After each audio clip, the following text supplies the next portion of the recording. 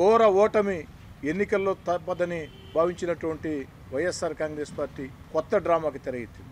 ఈనాడు ఎన్నికల కోడ్ వచ్చిన వేళ ఎన్నికల కమిషన్ చెప్పిన మాట వాలంటీర్ల చేత పెన్షన్ల పంపిణీ వద్దు, కేవలం వాలంటీర్ల చేత వద్దు, అధికారుల చేత ప్రభుత్వ ఉద్యోగుల చేత పంపిణీ చేయండి ఎలక్షన్ కమిషన్ స్పష్టంగా చెప్పింది. అంతేకాదు నడవలేని వృద్ధులు ఉంటారు, మంచం మీద ఉండే వృద్ధులు ఉంటారు, సుదూర ప్రాంతాలకు చెందిన వృద్ధులు ఉంటారు, దివ్యాంగులు ఉంటారు, వారందరికీ నేరుగా ఇళ్లకే తీసుకెళ్ళి పెన్షన్లు పంపిణీ చేయమని ఎన్నికల కమిషన్ ఆదేశిస్తే ఈనాడు వైఎస్ఆర్ కాంగ్రెస్ పార్టీ ప్రభుత్వం చేసిన ఘోర నిర్వాకం శవ రాజకీయాలు చేసే విధంగా లక్షల మంది ఉద్యోగస్తులు ఉన్నారు, మా ఇళ్లకి పెన్షన్లు తెచ్చియచ్చు, అదేది కూడా అడ్డంకి కాదే.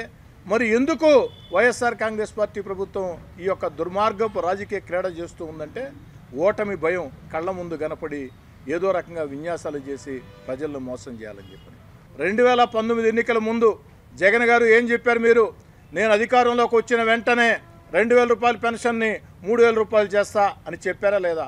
అధికారంలోకి వచ్చిన తర్వాత నేను అలా కాదు చెప్పింది, ఇలా పెంచుతాననలేదు, పెంచుకుంటూ పోతానన్నానని చెప్పని 3000 రూపాయలు 5 ఏళ్ల ముందే ఇవ్వాల్సిన పరిస్థితిలో ఇవ్వకుండా 250 లెక్కని ఇచ్చారు. అదే చంద్రబాబు నాయుడు గారు ఆ రోజు 200 రూపాయల పెన్షన్ని 2000 చేశారు. మరి మీరేమో 3000 చేస్తానని చెప్పని అధికారంలోకి వచ్చిన వెంటనే 5 ఏళ్లు పట్టింది మీకు. మరి ఈనాడు ఈ విన్యాసాలన్నీ వైఎస్ఆర్ కాంగ్రెస్ పార్టీ వ్యవహరిస్తూ ఉంది. వాలంటరీ చెల్లెళ్ళారా, వాలంటరీ తమ్ముళ్ళారా, వైఎస్ఆర్ కాంగ్రెస్ పార్టీ నాయకులు మిమ్మల్ని రాజీనామాలకి బెదిరిస్తూ ఉన్నారు. వాలంటీర్లకు వచ్చిన ఇబ్బంది ఏమీ లేదు. వైఎస్ఆర్ కాంగ్రెస్ పార్టీ నాయకుల ఒత్తిళ్లని ఎవరూ లెక్క చేయవద్దు. ప్రతి వాలంటీర్ కూడా కొనసాగుతాడు.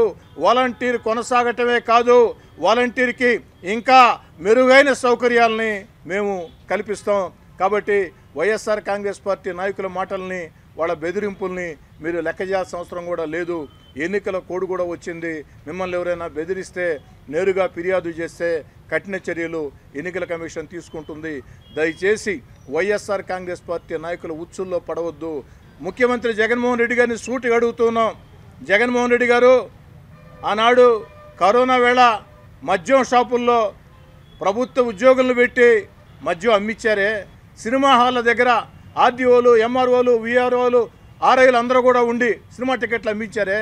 మరి ఈనాడు వృద్ధులకి, వితంతువులకి ఇంటింటికి పెన్షన్ ఇచ్చేదానికి మీకున్న అభ్యంతరం ఏంటి?